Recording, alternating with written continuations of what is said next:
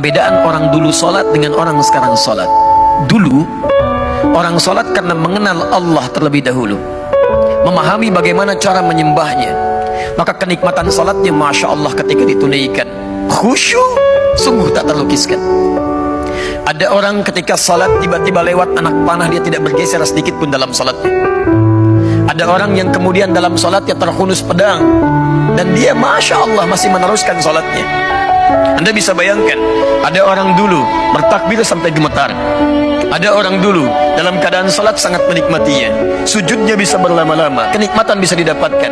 Sekarang mari kita bandingkan dengan kita. Maaf, ada sindiran yang halus dalam Al-Quran tapi tajam. Bahkan ada orang salat tidak paham, tidak mengerti apa yang dibaca dan dilakukan dalam salat. Coba Anda cek sampai barusan salat terakhir, dari sekian ribu ruku dan sujud yang Anda kerjakan, berapa persen bacaan salat yang Anda paham? Jangan-jangan lebih dari itu. Kita pun tidak sadar bahwa ketika saat salat, ketika sedang menunaikan salat, kita dipersaksikan oleh Allah Subhanahu wa taala.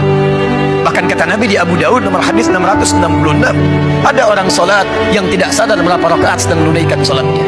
Hatta la yash'ur al-musalli kam raka'atan yusalli. Sampai ada orang salat, kata Nabi, tidak sadar berapa rakaat sedang menunaikan salatnya.